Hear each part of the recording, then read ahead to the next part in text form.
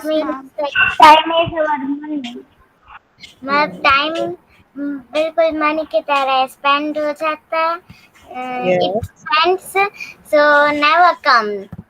Good. And time. Anyone else? 2 सितंबर से हमारी school खुल जाएगी तो आज तो 26 अगस्त हो गए. हाँ, बस एक वीक के बाद आप लोग आने वाले हो स्कूल. तब तक जो भी पेंडिंग, तो आई कैन सजेस्ट जो भी आपका पेंडिंग वर्क है, पेंडिंग फेयर बुक्स है, वो सब कंप्लीट कर लो. एक वीक का टाइम है अभी आपके पास, राइट? Yeah. आते ही फिर चेकिंग के लिए आएगा तो सबका पेंडिंग होगा, है ना? इससे बेटर है हमारे पास टाइम है, we can complete it by time. Yeah. Is money. Ma'am, can I explain this? Well, yes, beta. Uh, it means that time is money. Time spends very fastly. It never come back, and we can't go in our future and see our future. We can't go in our past and we can't do anything in our. We can't go in our past also, and can't Yes. go in future also. And time So, doesn't. so you have to must live in your present, right? And spend your time with good quality. Good quality time you have to spend, yes. जिसका कभी आपको regret भी ना हो, past में हो जाए तो भी आपको प्राउड फील हो कि पास्ट में अच्छा काम किया था, टाइम पे किया था. Yes. Yeah. Anyone else want to explain this quote or you got it properly?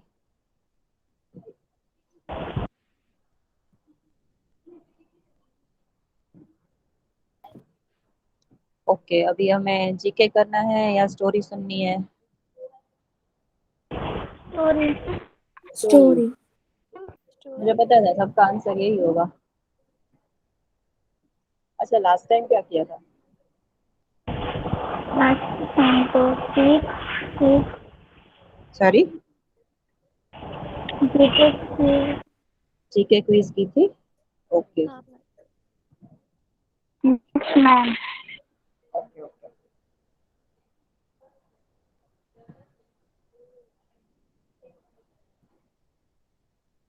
Are you able to see my screen? Yes, ma'am. एक ही स्टोरी में छोटी छोटी 3-4 स्टोरीज है.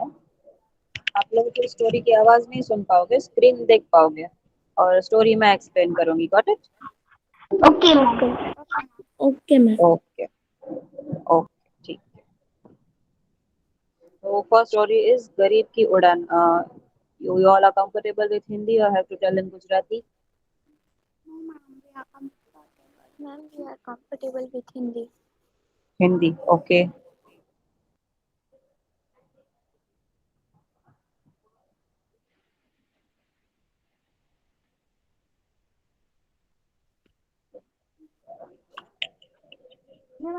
मैम, यस यस बेटा.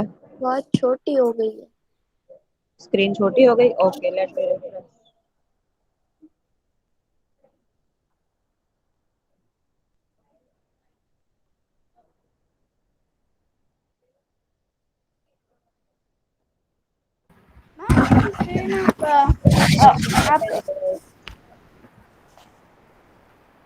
Ma'am, today we will see story. Yes Yes. Ma'am, yes बेटा. ma'am, yes yes. Ma'am ma'am मेरे में voice आता है, मैं प्रेजेंट करती हूँ ना, तो मैंने कहीं मुस्कान को दिखाया. गुड. बट मेरे फोन में से आई थिंक ऐसा हो नहीं रहा. आप लोग आवाज सुन रहे हो स्टोरी की? नहीं मैम, मैम मेरे फोन में नहीं, लैपटॉप में आ रहा है voice. Okay okay, good, no problem. Can I show ma'am sorry, this? Ma'am, can I show? Full show. What? Ma'am this story only ma'am, with आप तो वॉइस. दिखाओ ना बिकॉज मैम विथ वो लोग. वॉइस? या ma'am you tell ma'am, what we are. Ma'am, okay ma'am, I am present. can I full show? Just for a second, you share your screen so I can see. Okay ma'am. Ma'am Kulsum presented. Ma'am, आपने ईमान को बोला या कुलसुम को? If I'm getting enough voice, then we'll continue with this.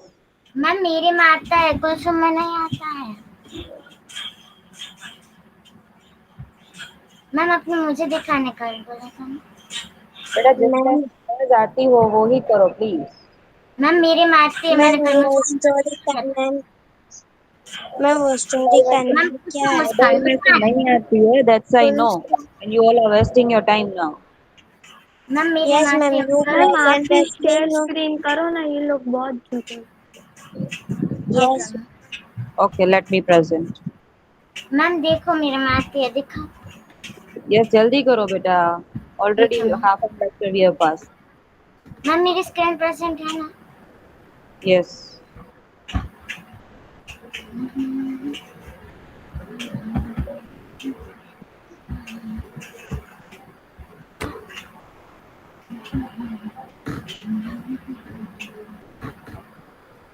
Ma'am yes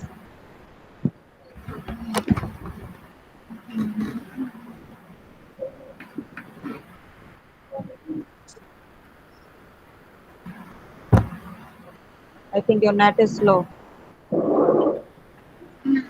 ma'am can I show you send I? Ma'am आप Now search present गरीब करो। की उड़ान। मैम आप ही बता दो। स्टोरी। गरीब की उड़ान।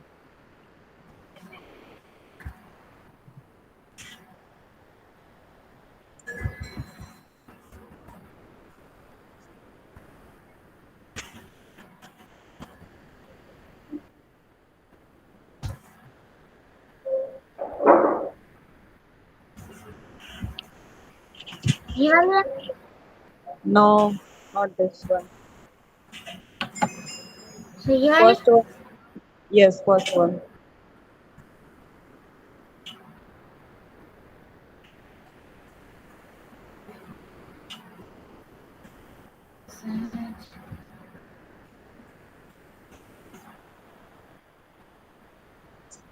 Grammarly can help you write quickly and confidently, so you never have to slow down at work. Instant corrections make you writing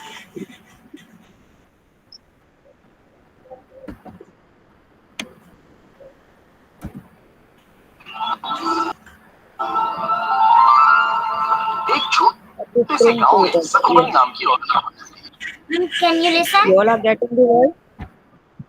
Yes, you all are getting the voice, beta? No ma'am. Yes, ma'am. I can. Ma'am ma'am सब Okay, read the mic like and mute हो listen जाए the ना। story carefully now.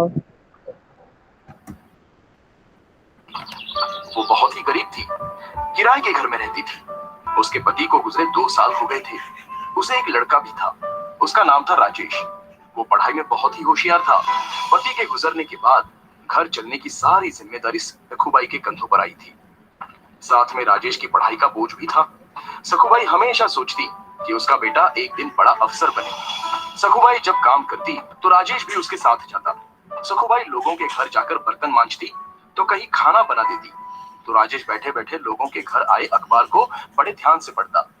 एक दिन जब राजेश अखबार पढ़ने लगा तो एक मालकिन ने बड़ी गुस्से से कहा, अरे राजेश, अखबार पढ़ के क्या तू बड़ा अफसर बन जाएगा? इससे अच्छा तो माँ के काम में हाथ बटा, कम से कम उसे कुछ मदद तो हो जाएगी। इस पर राजेश बोला, मालकिन, मुझे बड़ा अफसर बनना है, कलेक्टर बनना है। हम किताबें नहीं ले सकते, इसलिए ज्यादा ज्ञान के लिए मैं अखबार पढ़ता हूँ। मालकिन बोली, तुम और कलेक्टर शक्ल देखी है आपने? और मालकिन जोर जोर से हंसने लगी। सखुबाई को ये बात बहुत बुरी लगी और वो दोनों वहां से चले गए। फिर सखुबाई ने शादियों में रोटी बनाने का काम शुरू किया। वो अकेली ही 15-20 किलो की रोटियां बनाती थी। इसके लिए वो सुबह 3 बजे ही अपना काम शुरू कर देती थी।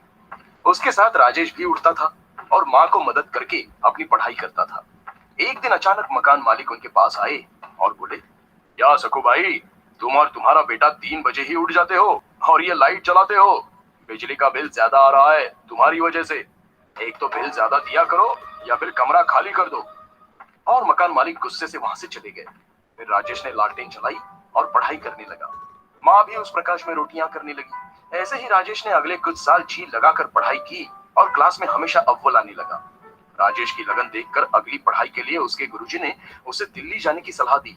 और खुद खर्चा उठाने की जिम्मेदारी ली। राजेश तब 22 साल का हो गया था। फिर क्या था, राजेश दिल्ली चला गया और वहाँ खूब पढ़ाई की। वो घंटों लाइब्रेरी में किताबें पढ़ता रहता। फिर एक दिन जब एग्जाम का टाइम आया, जाते जाते किसी गाड़ी वाले ने उसे ठोक दिया। राजेश जमीन पर गिर गया। उसके सिर और बाएं हाथ को चोट आई। अब वो सोचने लगा, मेरे बाएं हाथ में चोट लग गई है और सिर से खून भी बह रहा है। इस हालत में अस्पताल जाऊं या एग्जाम देने? अगर अस्पताल गया तो मेरा ये पूरा साल बर्बाद हो जाएगा और मेरे लिए मुमकिन नहीं है ये। फिर दिल्ली में रहने का मेरा खर्चा भी कौन उठाएगा? मेरे सिर्फ बाएं हाथ पर चोट लगी है, पर दायां हाथ तो अभी अच्छा है। मैं इस हाथ से एग्जाम दूंगा। और फिर राजेश वहां से सीधा परीक्षा केंद्र गया और परीक्षा दी। परीक्षा देने के बाद राजेश अस्पताल में भर्ती हुआ और इलाज करवाया। राजेश ने अस्पताल में भी पढ़ाई जारी रखी और इंटरव्यू अटेंड किया। फिर कुछ दिन के लिए राजेश माँ के पास गांव वापस चला गया। कुछ दिनों बाद रिजल्ट के दिन माँ ने अखबार खरीद कर लाया और राजेश को परिणाम देखने को कहा। राजेश ने रिजल्ट देखा तो उसने जोर से चीख निकाली, माँ, मैं पास हो गया, तुम्हारा बेटा अफसर बन गया, मैं कलेक्टर बन गया हूँ माँ। ये सुनते ही माँ की आंखों से आंसू आ गए और वो दोनों रोने लगे। तो दोस्तों, क्या समझे इस कहानी से कि हमें हमेशा अपना लक्ष्य प्राप्त करने के लिए मेहनत करनी चाहिए। दुनिया चाहे हम पर हंसे या मजाक उड़ाए, लेकिन हमेशा अपने लक्ष्य का पीछा करना चाहिए। कामयाबी जरूर मिलती है। एक बार की बात है, काशीपुर नाम। मैम ये करो स्टार्ट। मैम ये स्टार्ट ही रखो। के एक गांव में जगन नाम का एक भिखारी अपनी बेटी को व्हाट? Yes, continue बेटा। Okay ma'am. गौरी के साथ रहता था। गौरी की मां में फैली बीमारी के कारण देहांत हो गया था और जगन को ठीक से दिखाई नहीं देता। इसी वजह से उसे कहीं काम नहीं मिलता और मजबूरन उसे पेट पालने के लिए अपनी बेटी गौरी के साथ भीख मांगना पड़ता। लेकिन गौरी को भीख मांगना पसंद नहीं था। वो पढ़ना लिखना चाहती थी। जब भी गौरी पिता के संग गांव के सेठानी के घर भीख मांगने पहुंचती तो वहां उनके बेटे राजू को पढ़ते लिखते देख उसे खुद के लिए बहुत बुरा लगता और ये देख सेठानी ताने देते हुए कहती, मरिया, एक दरवाजे पे फिर से वही भिखारी होगा। कुछ भीख देकर उसे भगा जल्दी से। गांव में एक भी अस्पताल नहीं है और अगर इन मनहूसों की महामारी मेरे बेटे राजू को लग गई तो मैं क्या करूंगी? ये सुन दोनों दुखी होकर वहां से चले गए। तब गौरी ने कहा, पिताजी, सारा गांव हमसे दूर क्यों भागता है? क्या हम बुरे लोग हैं? तो पिताजी ने कहा, अरे नहीं बेटा, बुराई तो हमारी गरीबी और इनकी सोच में है।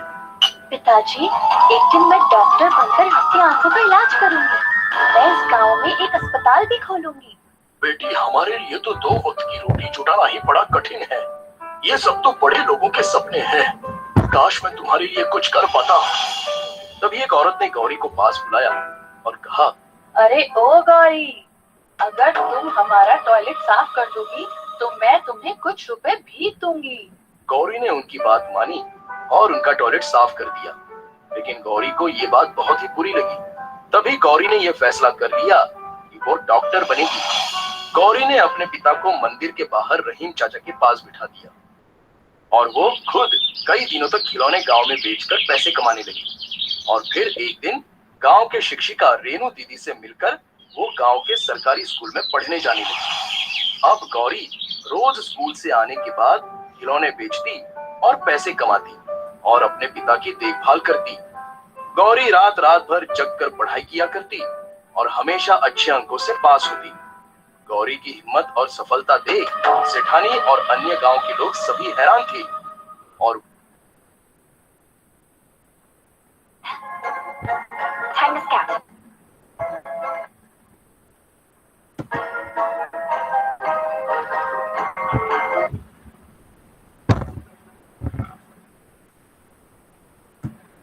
और वो जगन और गौरी से जलने भी लगे थे। पता नहीं ये भिखारन पढ़ लिखकर कौन सा डॉक्टर कलेक्टर बन जाएगी। मैं अभी देखती हूँ। गौरी हर साल अच्छे अंकों से पास होती और शिक्षिका रेणु भी गौरी की पढ़ाई में खूब मदद करती।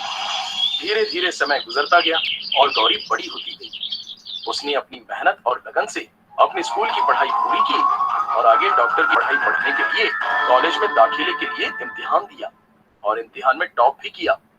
ये खबर सुनकर गौरी के पिता और शिक्षिका रेनू दोनों बहुत खुश हुए। पिताजी, डॉक्टरी के पढ़ाई के लिए मुझे स्कॉलरशिप भी मिला है। लेकिन अब गौरी को अपने पिता को छोड़कर डॉक्टर की पढ़ाई के लिए शहर जाना था। वो उदास हो गई। तब रेनू ने कहा, गौरी, तू फिक्र मत कर, यहाँ सब मैं संभाल लूंगी। तू बस शहर जा और जल्दी ही डॉक्टर बनकर आना। गौरी पढ़ाई के लिए शहर चली गई। गुजरते समय के साथ वो अपने सपने की तरफ तेजी से कामयाबी के साथ बढ़ रही थी। कई दिनों तक उसकी कोई खोज खबर नहीं आई। कुछ साल बाद गांव में दोबारा महामारी की बीमारी तेजी से फैल गई और रेनू के पिता सहित सेठानी और उसका बेटा राजू सभी बहुत बीमार हो गए और नगर के एक छोटे से सरकारी अस्पताल में पड़े रहे। पर कई दिनों से कोई डॉक्टर नहीं आया। सब बहुत दुखी और उदास भगवान से जिंदगी की प्रार्थना करने लगे। तभी एक नर्स ने सभी को खबर दी, अब तुम लोगों को चिंता करने की जरूरत नहीं। आज सरकार की तरफ से शहर की सबसे बड़ी डॉक्टर साहिबा आपका इलाज करने आने वाली है। ये खबर सुन गांव वाले बहुत खुश हो गए। तभी हॉस्पिटल के सामने एक कार आकर रुकी और उसमें से एक डॉक्टर उतरी। नगर सरपंच ने उन्हें माला पहनाकर उनका स्वागत किया। जब वो अस्पताल के अंदर आई तो उसे देख सभी हैरान रह गए, क्योंकि वो डॉक्टर कोई और नहीं बल्कि वही भिखारन लड़की गौरी थी। गौरी ने अपने पिता के पैर छूकर उनका आशीर्वाद लिया और फिर उसने सभी गांव वालों का इलाज करना शुरू किया। गौरी के इलाज से ही कुछ दिनों में सभी ठीक हो गए। गौरी ने अपने पिता की आंखों का ऑपरेशन करवाकर उनकी रोशनी भी वापस लाई। गौरी की मेहनत, लगन और सफलता की वजह से एक बार फिर सारा गांव महामारी से पूरी तरह मुक्त हो गया और सेठानी सहित बाकी गांव वालों को अपनी गलती का एहसास हो गया। वो सभी गौरी को फूल मालाओं का हार पहनाकर उसके नाम का जय जयकार करने लगे और ये देख गौरी के पिता का सीना गर्व से चौड़ा हो गया। तो बच्चों, इस कहानी से हमें ये सीख मिलती है कि अगर गौरी की तरह मेहनत, लगन और दृढ़ निश्चय से किसी काम को किया जाए तो उसमें हमें कामयाबी जरूर मिलती है। एक गांव में विमला नाम की एक गरीब औरत अपने बेटे रोशन और बहू गौरी के साथ रहती थी। विमला के पति का देहांत हो गया था, जिससे सारी जिम्मेदारी उसके बेटे रोशन पर आ गई थी। लेकिन गांव में रोशन को कोई काम न मिलने के कारण गरीबी और बेरोजगारी से उसकी मुसीबतें बढ़ती चली गई। विमला की बहू गौरी बहुत ही स्वार्थी और लालची स्वभाव की थी। एक दिन उसने अपने पति से कहा, अजी सुनिए, अब यहाँ कुछ नहीं रखा है, हमें शहर चले जाना चाहिए, तभी हमारे हालात सुधर पाएंगे, वरना हमें भूखा ही मरना पड़ेगा। तब रोशन बोला, पर माँ तो यहाँ अकेली कैसे? तो गौरी बोली, ओहो, आप माँ की चिंता मत कीजिए, जब आपको नौकरी मिल जाएगी तब हम माँ को पैसे भेज दिया करेंगे। रोशन अपनी माँ को अकेला छोड़ पत्नी गौरी के साथ शहर चला गया। कई महीने बीत जाने के बाद भी उसकी कोई खबर नहीं आई। बेटे और बहू के शहर चले जाने के बाद विमला पेट पालने के लिए दर दर भटकने लगी और भीख मांगकर अपना गुजारा करने को मजबूर हो गई। वो हमेशा अपने बेटे का लौट कर आने का इंतजार करती, पर उनकी न तो कोई खबर आई और न ही उनकी तरफ से कोई पैसा। विमला मंदिरों और रेलवे स्टेशन में भीख मांगने लगी, पर उसे ज्यादा पैसे नहीं मिलते और कई दिन उसे भूखा ही सोना पड़ता। विमला की आवाज बहुत ही सुरीली थी और उसे गाने का शौक भी था, इसलिए उसने गाना गाकर भीख मांगना शुरू कर दिया, जिससे बाद में धीरे धीरे लोग विमला का गाना सुनने के लिए इकट्ठा होने लगे। जिंदगी प्यार का गीत है, इसे हर दिल को गाना पड़ेगा। जिंदगी गम का सागर भी है, हंस के उस पार जाना पड़ेगा। विमला के गाने से लोगों का अच्छा मनोरंजन होता और विमला को भीख में थोड़े अच्छे पैसे मिल जाते थे। अब विमला रेलवे स्टेशन पर ही गाना गाती और उसे 2 वक्त खाने को भी मिल जाता। एक दिन विमला रेलवे स्टेशन पर बैठे गाना गा रही थी। जिंदगी प्यार का गीत है, इसे हर दिल को गाना पड़ेगा। जिंदगी गम का सागर भी है, हंस के उस पार जाना पड़ेगा। तभी वहां एक सज्जन व्यक्ति जिसका नाम था आलोक, वो विमला के पास आया और आलोक एक फिल्म डायरेक्टर था। वो विमला को इतने सुरीली आवाज में गाते हुए सुनकर हैरान रह गया। वो विमला के पास आकर बोला, माँ जी, मैंने आपका गाना सुना है, आप बहुत ही सुरीली गाती हैं। मैं चाहता हूँ कि आप मेरी नई फिल्म में गाना गाएं। मुझे आपकी ही तरह एक नए आवाज की तलाश थी। ये सुनकर विमला की आंखों में आंसू आ गए। आलोक विमला को अपने साथ मुंबई शहर ले गया और विमला से अपने फिल्म में गाना भी गवाया और इसके बदले विमला को खूब सारे पैसे मिले। देखते ही देखते विमला का गाया हुआ गाना हर जगह खूब सुनने में आया और पसंद भी किया जाने लगा। वो हर जगह खूब मशहूर हो गई। अब विमला की जिंदगी पूरी तरह से बदल चुकी थी। वो एक भिखारन से मशहूर गायिका बन गई थी। उसे टीवी, न्यूज़पेपर में हर जगह दिखाया जाने लगा। एक दिन जब गौरी ने अपनी सास विमला को टीवी पर देखा तो उसकी आंखें फटी रह गई। उसके मन में पैसे का लालच जाग उठा। उसने तुरंत ही अपने पति रोशन को ये बात बताई और बोली, अजी, ये देखिए माँ जी टीवी पर। अब वो काफी मशहूर और अमीर बन चुकी हैं। कितने साल बीत गए, हम माँ जी से नहीं मिले। अब हमें उनके पास चलना चाहिए। आखिर हमारे सिवा उनका है ही कौन। तब रोशन ने कहा, हाँ, तुम ठीक ही कहती हो। रोशन और गौरी दोनों विमला के पास पहुंचे, जहां वो एक बड़े बंगले में रहती थी। सिक्योरिटी गार्ड ने दोनों को अंदर जाने से रोका। तब विमला ने अपने बेटे की आवाज सुनी और वो फौरन बाहर आई और अपने बेटे को देख विमला की आंखों में आंसू छलक पड़े। उसने फौरन अपने बेटे को गले से लगा लिया और रोती हुई बोली, मेरा बेटा, आज याद आई तुझे अपनी माँ की।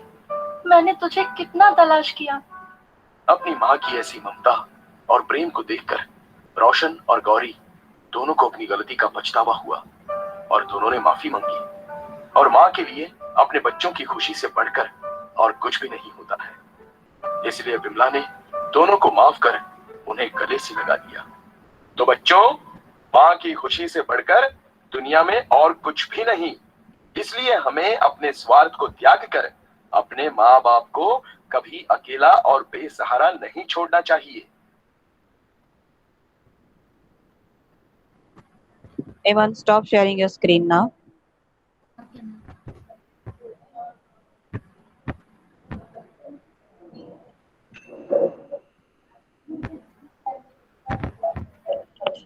Yes, girls. Do you like the story? 3 of it. Yes, ma'am. You sent in the group. Yes, ma'am. Okay. What you have learned? Can you explain me turn by turn from these 3 stories?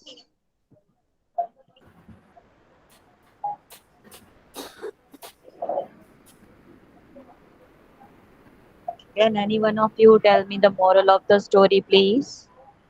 Yes, ma'am. Moral of the story is Hmm. that And we the should moral of never the story give up. We Turn should by turn, beta. First, let the Muskan tell. we should never give up. Good.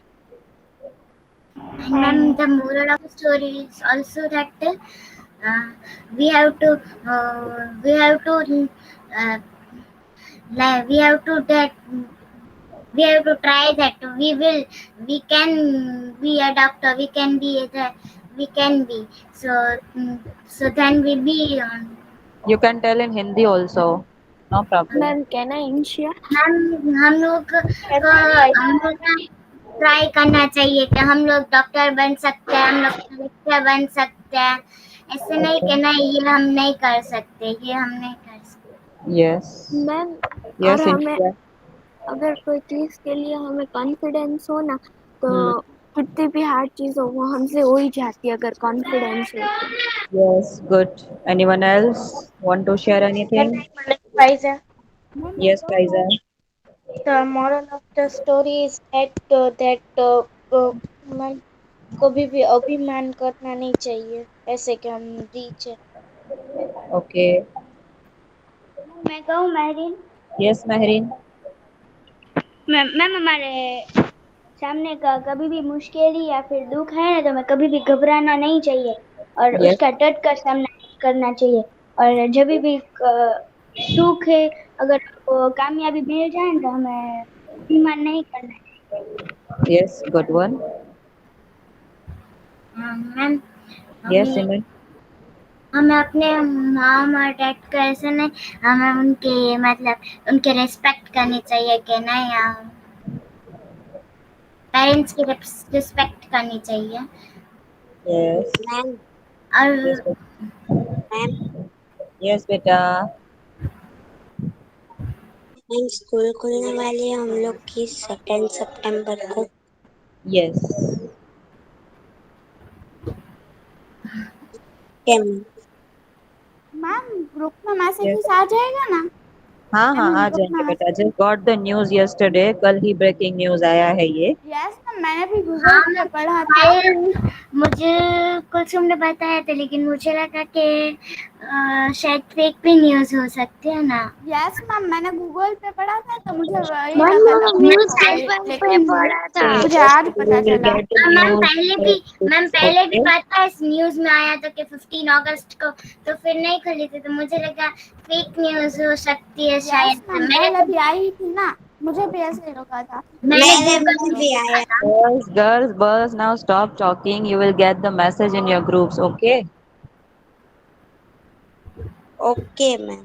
Okay. Now ma'am मैं stories we have got tomorrow. Yes. Yes. can I ask you one question? Yeah. Ma'am Bas. Yes. Yes. Tathir. Ma'am, to whom I send my ID screenshot? Nazima ma'am. Not ma'am. Okay, ma'am. Yes. Okay. तो तीनों story में से same moral ये निकलता है कि जरूरी नहीं है कुछ मैम करने के लिए हमारे पास फैसिलिटी हो, पैसे हो, या फिर ऐसी कोई पोस्ट हो हमारे पास। सब कुछ रेडीमेड नहीं मिलता है, ठीक है। उसके लिए हमें स्ट्रगल करनी पड़ती है। मे बी हमारे पास इनफ फैसिलिटी ना हो, जैसे आपने देखा कि एक गरीब का बेटा है, एक काम वाली की बेटी है, एक अंध अंध की बेटी है, फिर भी वो लोग कहाँ से कहाँ पहुंच जाते हैं। अगर हमने ठान लिया हो कि हमें कुछ बनना है, हमें कुछ करना है, तो हमें कुछ फैसिलिटी की जरूरत नहीं है, सिर्फ अपनी स्ट्रगल की जरूरत होती है।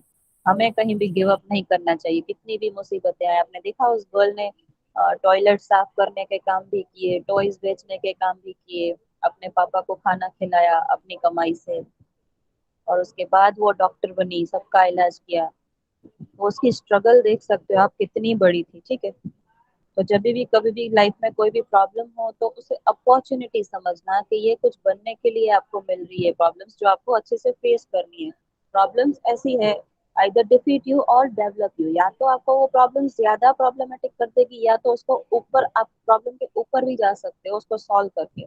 Yes, so it's depend on you, आप कैसे रिस्पॉन्ड करते हो उस प्रॉब्लम को, उस ऐसी चीज को जो आपकी लाइफ में कभी भी आती है, तो आप उससे कैसे पर हो सकते हो, राइट। मैं अपनी स्क्रीन प्रेजेंट करके दिखाती हूँ। आप लोग केबीसी देखते हो, कौन बनेगा करोड़पति देखते हो? yes ma'am. हाँ, उसमें कल और परसों दोनों दिन एक दिखाए गए थे शिहोर। शिहोर का आपको पता ना यहाँ से कितना नजदीक है। yes ma'am. हाँ, वहां से एक बंदा था, कितने सारे लोगों में से उसको चांस मिला, फिर भी वो अमिताभ बच्चन के साथ बैठ नहीं पाया, उसके साथ कम्पीट नहीं कर पाया। मैं आपको दिखाती हूँ, let me present, can you see? Yuvaan KBC में मैं रीड करती हूँ आप लोग के लिए। कम नसीबे हॉट सीट पर બિરાજમાન ન થઈ શક્યા, શિહોરનો યુવાન કેબીસીમાં ફાસ્ટેસ્ટ ફિંગર રાઉન્ડમાં પહોંચ્યો। फर्स्ट राउंड में वो वहां पहुंच गया था, फास्टेस्ट फिंगर राउंड में, पर अनफॉर्चुनेटली अमिताभ बच्चन के साथ बैठ नहीं पाया। तो कितने सारे लोगों में से उसकी सिलेक्शन हुई, वो आप यहाँ देख सकते हो। फिल्म अभिनेता अमिताभ बच्चन संचालित कौन बनेगा करोड़पति सीजन 13 આવી રહી છે। આ શોમાં ઘણા લોકોનું સ્વપ્ન હોય છે, ત્યાં પહોંચવું ગૌરવની વાત હોય છે। શિહોરના યુવાન અમિતાભભાઈ જાદવ કોણ બનેગા કરોડપતિ સુધી પહોંચવામાં સફળ રહ્યા હતા। શિહોરના સ્નાતકની ડિગ્રી મેળવેલા અમિતાભ જાદવની કોણ બનેગા કરોડપતિમાં જવાની વર્ષોથી ઈચ્છા હતી, અને આખરે તેમની મુલાકાત શક્ય બની। Now listen this words. આ વર્ષે આખા ભારતભરમાંથી 1.60 crore, you can imagine 1.60 crore લોકોએ કોણ બનેગા કરોડપતિ માટે રજીસ્ટ્રેશન કર્યું હતું, જેમાંથી રેન્ડમલી 30 લાખ લોકોની પસંદગી કરવામાં આવી અને તેમાંથી 30,000 લોકોની પસંદગી કરવામાં આવી, અને એમાંથી 10 સેકન્ડમાં 3 સવાલના ઓનલાઈન જવાબ આપવાના હોય છે, જેમાંથી 3000 मीन्स 1.60 करोड़ में से 30 lakhs में से 30,000 में से 3000 लोग जो सिलेक्ट किए गए उनमें से इनकी सिलेक्शन हुई। ત્યારબાદ ઓનલાઈન 20 પ્રશ્નની એક લાઈનના પ્રશ્ન માટે 1200 લોકોને રૂબરૂ બોલાવવામાં આવેલ। अभी 3000 में से भी 1200 हो गए, જેમાં અમિત જાદવ હોસ્પિટલ यस अभी 1200 में से भी 150 लोग सिलेक्ट किए गए। 150 લોકોની પસંદગી કરવામાં આવી હતી। 150 લોકોમાંથી પોતાનું નસીબ આજમાવ્યું હતું અને પોતાના પરિવાર સાથે મુંબઈ ગયા હતા, જ્યાં તેઓ ફાસ્ટેસ્ટ ફિંગર ફર્સ્ટ રાઉન્ડની હોટ સીટ પર હતા, परंतु कमनसीबे हॉट सीट पर विराजमान न થઈ શક્યા। तो देखो उन्होंने कितनी स्ट्रगल की, कितने सारे लोगों में से वो वहां तक पहुंचे, बट अनफॉर्चुनेटली हॉट सीट पर नहीं पहुंच पाए। पर ये भी अपने आप में एक बहुत बड़ी अचीवमेंट है, वहां तक पहुंचना भी। ठीक है, वो मिल क्यों नहीं पाया? वो वहां पे थे